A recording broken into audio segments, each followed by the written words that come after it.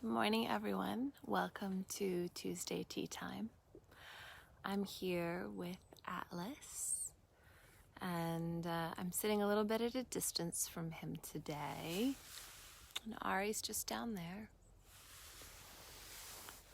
So I've been home from Europe for about a week now, and I have to be honest, it's been a sad week for me. As some of you may know, I lost my mom in May, and it's been a year of change ever since then. Sometimes life throws that at you. It's just a cascade of emotional things to work through. And I love my work. I love my horses. They help me, they ground me, they make me feel better about life in general. But, this is a question that comes up fairly often, and I thought I would address it from a really personal place this week. And that is, should I work with my horses on a bad day? On a day when I am emotionally sad, angry, worried, anxious, depressed? Is it fair to bring that kind of energy and emotion to the space with my horses? And I will tell you, I don't like to work with my horses on a bad day. But I'm learning more and more that some of the biggest breakthroughs I have are sometimes on the difficult days. And so I would really encourage any of you who are having a difficult day for any reason, go out and see what is possible. See what is going to work for you. I've had really awesome times with my horses this week, even though I've been really sad. And I haven't really wanted to go work. I'm finding if I show up anyway, that it's really powerful.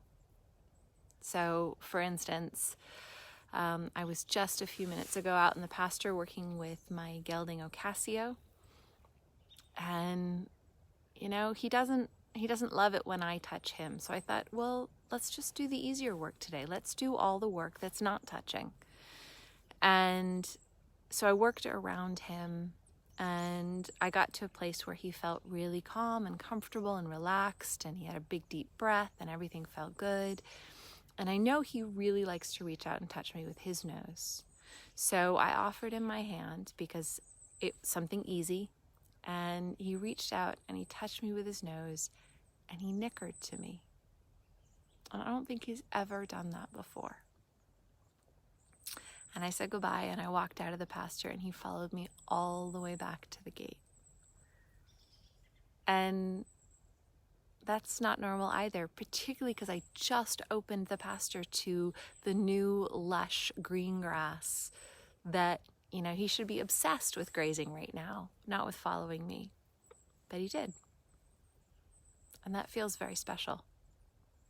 And I don't know if it would have happened quite that way if I had been pushing him to improve, pushing him to get better, pushing him to do something that he doesn't usually do, or pushing him to be better. So sometimes just saying I'm working from a place where my decisions might not be as good as usual today because I'm sad or I'm worried or I'm anxious. But just taking that into account and saying, given who I am today and given who my horse is, what's easy for us? What is the kind of thing that we can do together that's really a positive experience? Now, the other thing that I've been doing this week is I started riding my mom's horse. My mom's horse hasn't been ridden since she got sick. And he's in his 20s, so he could just go into retirement. But he's lovely and he's healthy and he loves people. And so this week I started riding him. And it's very bittersweet to forge a bond with that horse that was my mom's horse. But it's beautiful too. And it's just a few minutes every day while I'm waiting for the other horses to finish their food. Ram doesn't need as much food as the other horses, so he eats his share, and then he and I go for a little bit of a ride while we wait for the others. And I've been really focusing on only doing the things that are easy for him, doing the things that he's best at, the things that he most enjoys. He is a horse, I think, that does enjoy being ridden. When I climb up onto the fence, he squares up right next to me and waits for me to get on. And I know some of that's, from training, from dominant training and patterning and conditioning and all those things. He's had a long life with a lot of people, but I think for the last several years, his life has been really good as a riding horse. So he has very good associations with it now. And it's really fun. It's sad. I miss my mom. But it's a good way to miss her. So I'm working with Atlas and Ari here too. Ari's just laid down for a nap there. And I'm just really focusing on the things that they're good at, the things that we enjoy together, not necessarily pushing the boundaries, not looking for things that are difficult to force to improve, just spending time with them in ways that we can enjoy each other. So I'm going to keep this tea time short. Thank you guys for joining me. I know some of you always watch this on the replay later. I'm not looking for sympathy or empathy per se. I'm just saying, this is an okay way to be with horses too. And sometimes some really beautiful things come out of it. So if you're like me and you're having a rough week, just go do the things that are good and save the challenging things for another week.